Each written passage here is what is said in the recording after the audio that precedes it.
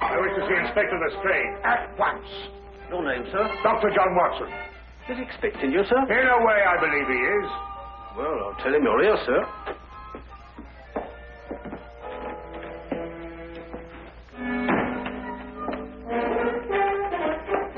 You can go in, sir. Ah, Dr. Watson, I didn't expect to have the pleasure of seeing you again so soon.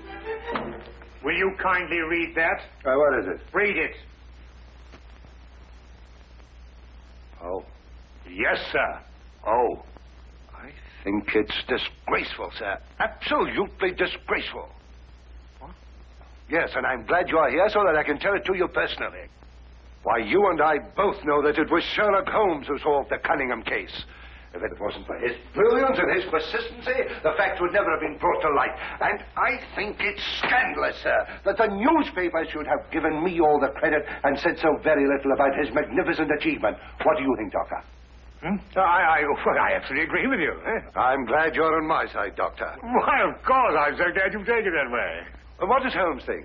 Oh, he doesn't mind. You know, he doesn't care who gets the credit. Oh, dear old Holmes, such a modest fellow. Yes. Well, look, you must give him my kind regards. Yes. And tell him that, although I know he doesn't think anything about it, I intend to get the newspapers to get the facts straight. Well, that's very good of you, Inspector. What's Holmes doing these days? Well, the last time I saw him, he was playing about with a lot of ink smudges and talking about the prints that fingers make. No.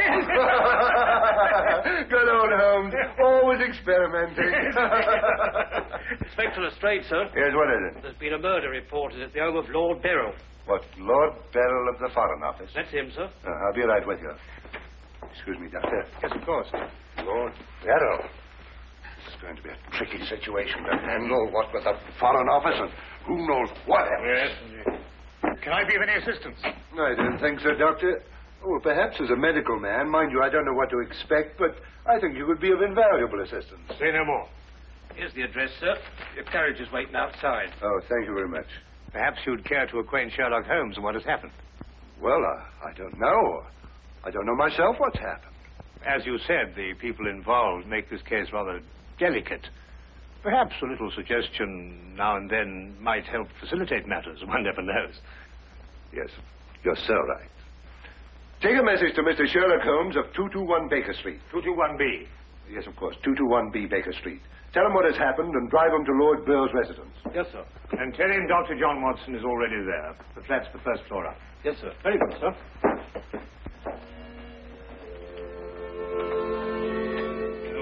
221B Baker Street.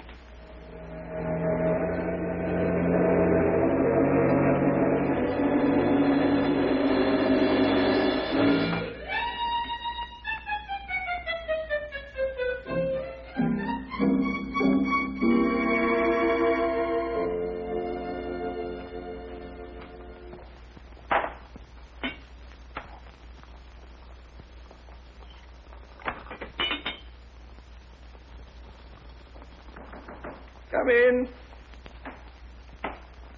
Excuse me, Mr. Holmes. Yes? A message for you, sir. Uh-huh. There's been a murder committed at the home of Lord Beryl. Inspector Lestrade and Dr. Watson have already gone there. Thank you. Would you care to have some tea? Some tea, sir? Yes. Is that what you're making? Oh, come along. Come and have a look at this. I'm working on an extract from a special series of pygmy poisons.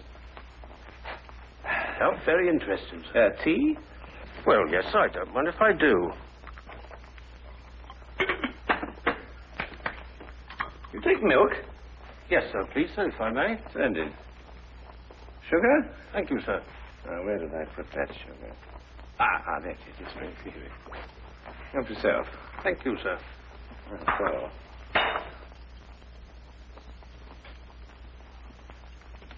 What's this you're doing here, sir? Well, I believe that certain poisons, if taken in the correct doses, can actually have beneficial rather than fatal effects.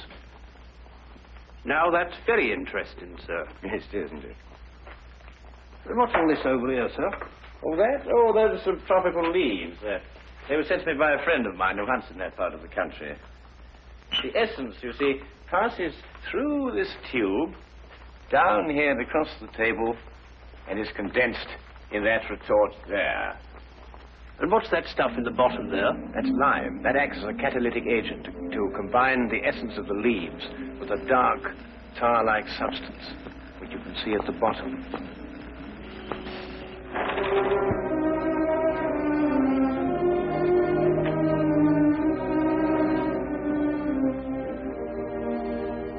Inspector Lestrade, I demand to see my wife.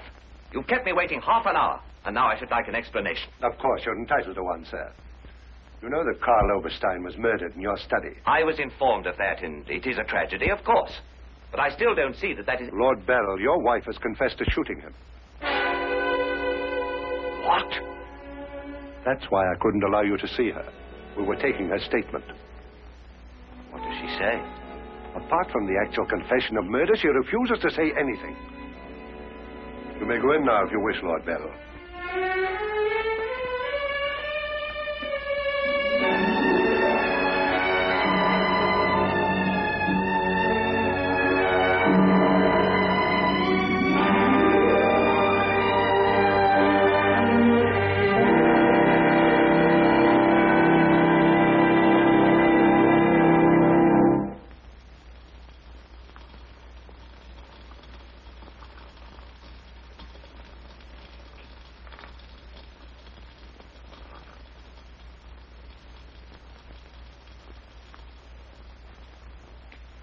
What's that you're putting in now, sir? Well, it's a form of acid dye. Yeah. That's all right. Oh, where have you two been all the afternoon? Didn't the sergeant tell you? Oh, yes, I remember. There was a murder somewhere. Was it interesting? No, Mr. Dwight. Uh-huh. Well, Straight coming up whiskey and soda. Whiskey and soda, Lestrade. I don't know. I'll be off duty in 5 minutes. Yes, I think that'd be all right. Neat for me. Well, sit down if you can find yourself a place. There you go. yes, well, I think we can leave that to boil for a little while now. Now, gentlemen, what's the problem? Who was murdered? A man named Karl Oberstein. Oberstein. Oh, yes, I remember. An Austrian chap. He was originally, but of course, for a number of years, he's been a freelance agent. Mm-hmm. Buying and selling anything he can get his hands on, eh? But his hands in a bit too much this time. Lady Beryl shot him. Holt Smith, 38. Oh, really? It was a nasty bit there. I examined the body before it was removed. Entire back of the head gone. Instantaneous death, of course. Did you find the bullet?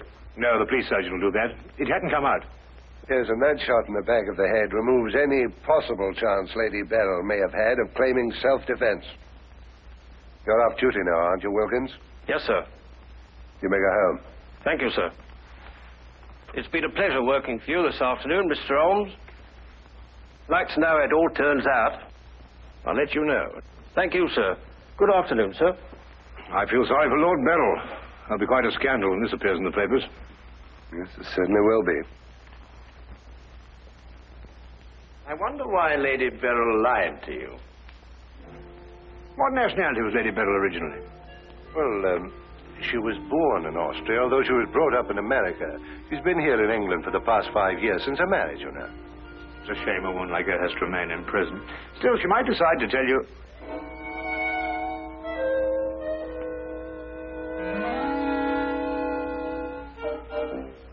What did you say? I beg your pardon? What did you say just now? I didn't say anything. Oh, yes, you did. You said, I wonder why Lady Beryl lied to you. Oh, that. Yes, what did you mean? Nothing, except, of course, that Lady Beryl didn't shoot this chap Oberstein at all. But she confessed to it. Nonsense. She didn't shoot Oberstein because Oberstein wasn't shot. His head was bashed in with a blunt instrument. The revolver you claim was the murder weapon actually belonged to Oberstein. She found it lying by his side and pretended she'd done it in order to shield her husband. She's no more guilty than you two are. Would you hold that like a good fellow, please? Would you please repeat that? Of course, it's as plain as a... Here, would you mind holding that? Oh, well, it's not plain to me. Well, you told me that Lady Beryl confessed to shooting Oberstein. But Oberstein wasn't shot. Just because you find a man with the back of his head shattered and a gun lying by his side is no reason to assume he's been shot. Thank you. You also assumed that the bullet had lodged in Oberstein's cranium because it hadn't emerged through the front. Now, any student of elementary ballistics knows that the greatest damage to the skull is on the opposite side to which the bullet entered. The point of entry is always clean. But the gun we found was an Austrian gun, and Lady Beryl is an Austrian. Now, there's a logical bit of reasoning for you. Would you mind holding that, please? Lady Beryl saw Oberstein lying there and jumped to the same conclusion we did. Well, Lady Beryl's innocent. Then somebody else is guilty. Brilliant. We've got to get back to the premises and re-examine them for clues. You come with us, Holmes. This nonsense can wait. Nonsense? Nonsense. Nonsense? Did you say nonsense? I'll have you know, Inspector Lestrade, that if the law enforcement agencies of this country were an infinitesimal amount more advanced than ancient Neolithic man, I would not have to be doing the basic research work that will in time benefit police bureaus throughout the earth. You may have a point, Mr. Holmes. A point? The only point is human, of which there is a paucity in the halls of our defenders of the public. So do you really think so? I certainly do think so, and I'll tell you a few other things.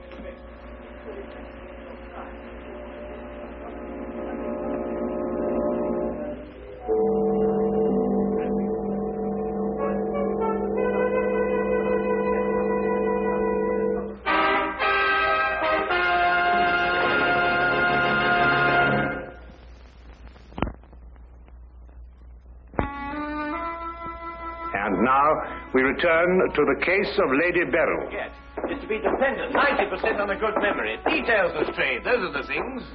She's in here, and normally I'd detain her for confessing to a crime she didn't commit, but, well, what with the Foreign Office and all that, I don't believe I will. No, Lestrade, you don't want to hold her. Much easier to solve the crime if she's out. Exactly. Inspector Lestrade.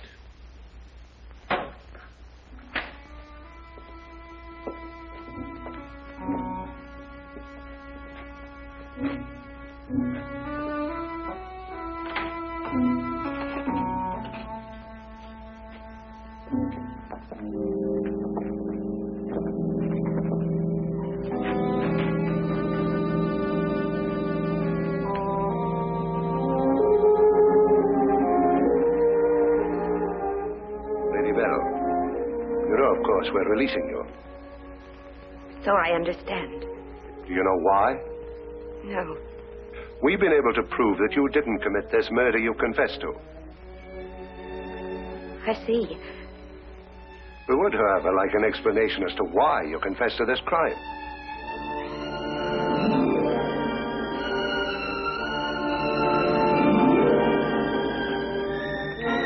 I prefer not to explain my actions, Inspector. You realize, of course, that your actions are in themselves punishable and that we could detain you. I see. You still prefer to make no statement? That is correct. Very well, Lady Beryl. You'll be released as soon as the formalities can be cleared. Thank you. Human beings lie to gain, to cover, or to protect.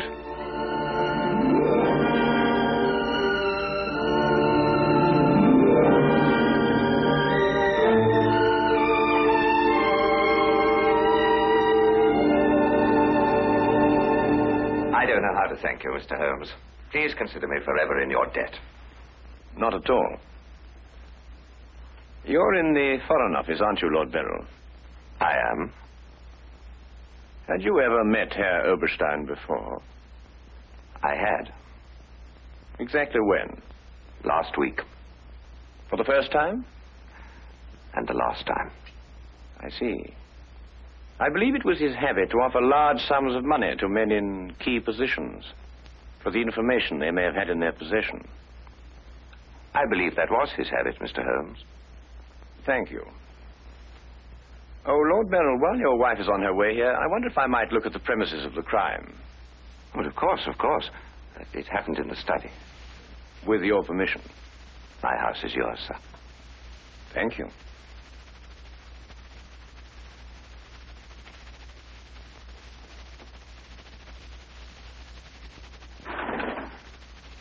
Well, now, let me see.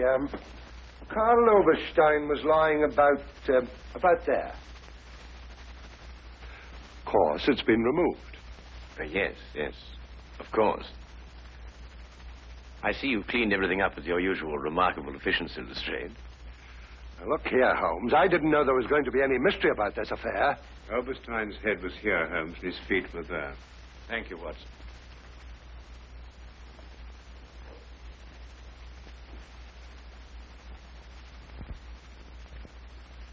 Where was the gun lying? To the left of the body. Nearer the head or the feet? Nearer the head. Was Oberstein face up or down? Face up. I had to turn him over to examine him. Has there been any effort made to gain forceful entry into the house? None was reported. Why? Lord Beryl, do you use glasses when you read? Yes, I do. These. Are they your only pair? Yes. Who first discovered the body? I believe my secretary. Is he here? Yes. I'll call him. Thank you.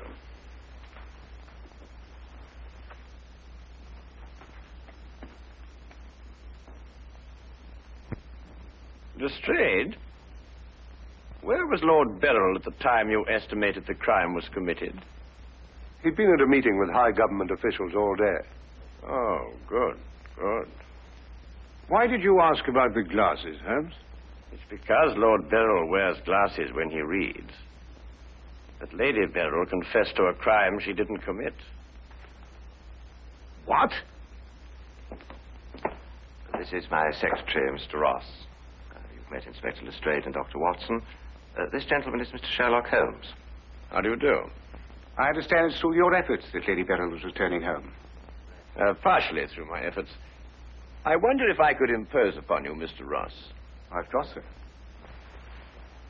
Would you mind taking these sheets of paper and roughly outline the position in which you discovered the body? Outline it in scraps of paper. If you would be so kind. Of course. What's the purpose of that? How many men have you on the premises, Lestrade? 2 outside. Why? Oh, good. I wonder if you'd mind taking them into the garden behind this window and making a thorough search of the premises for a radius of 30 feet. Looking for what? Anything that doesn't belong in a garden. Are you serious, Holmes? Completely.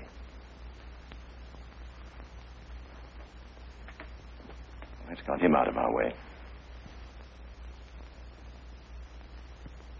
Have you examined your safe, Lord Beryl? I have, Mr. Holmes. All my papers are intact. Excellent. Does Mr. Ross have the combination to your safe? Yes? There's been no question of robbery. Of course not, Ross. One must ask these questions in an investigation. Of course. Good afternoon, Lady Beryl. Ada, my darling. How are you? I'm all right, George. Quite all right. You must rest. This experience must have been horrible for you. It's all right. It didn't last long enough to be too difficult. I don't know how, but Holmes has solved the entire thing. Has he really? Not entirely, Lady Beryl. Not yet. Do you expect to? I can only hope to. Mr. Holmes, if there's anything I can do to help. If it would not be too much of an imposition, Lady Beryl, I would like you to retake the position in which Mr. Ross discovered you when he entered the room. Mr. Holmes, my wife has had a harrowing experience. Please consider her nerves at this point. You're forgetting, Lord Beryl, that your wife confessed to a crime she didn't commit. The circumstances are somewhat exceptional. But if Lady Beryl would rather not... It's quite all right, George. Now, let me see.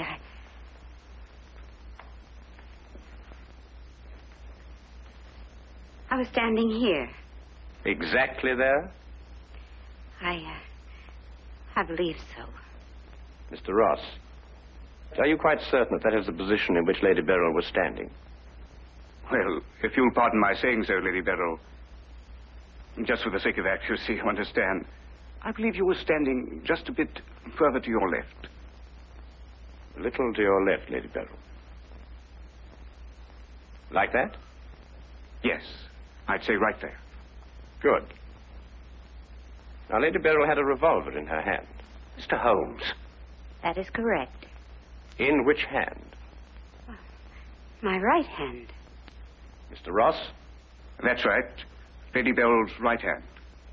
Lord Beryl, do you happen to have a revolver in the house? Yes, I have. May I have it? I'm not going to ask my wife to... Yes, I am. If your wife has no objection. Of course she has objections. I have no objections, Mr. Holmes.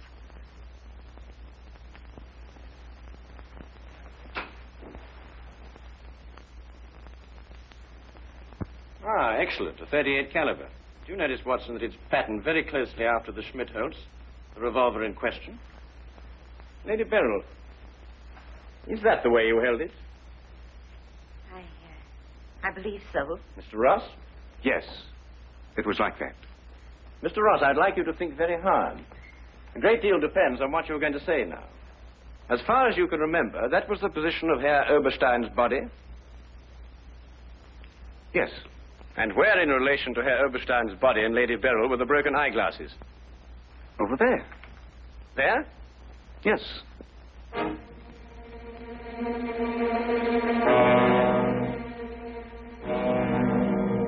Watson, were there any glasses on the floor when you found the body?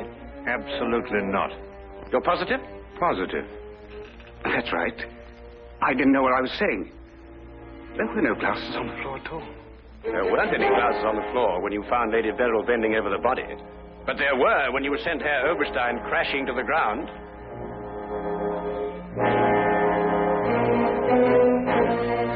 Before you run, Mr. Ross, look at Lady Beryl. I don't understand this, Mr. Holmes. Oh, very simple, really. Herr Oberstein approached you with an offer to buy Foreign Office secrets. You threw him out. Then Ross contacted him, prepared to sell him the secrets. Well, there's nothing missing from the safe.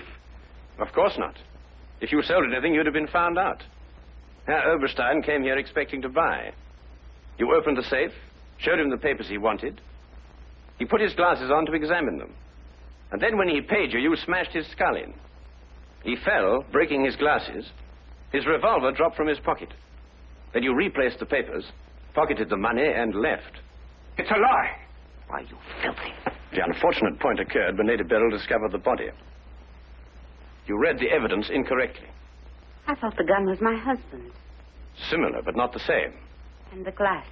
A very common variety of frame. You gathered up the pieces, except a few fragments, and threw the frames away. Yes. Then you lied to protect your husband. Yes. Nina. Brilliant, Holmes. Absolutely brilliant. Thank you, Watson.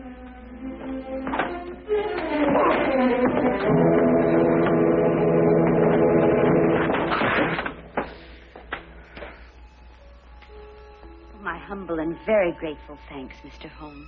It's been a pleasure to help so brave and noble a woman. I'm still not quite certain what's happened, but I know we shall both be forever indebted to you.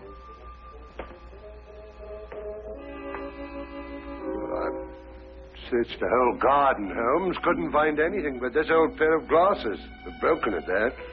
Really? Mr. Holmes has solved the entire case, Inspector. He has? How? By the little things, Lestrade. The little things that one must remember. The little things that make the difference between success and disaster. One must never forget that the difference between... Good heavens. What is it, Holmes? I left the gas on under the experiment. All Baker Street will be blown up. Holmes, I turned it off. No. Stay. Hold that.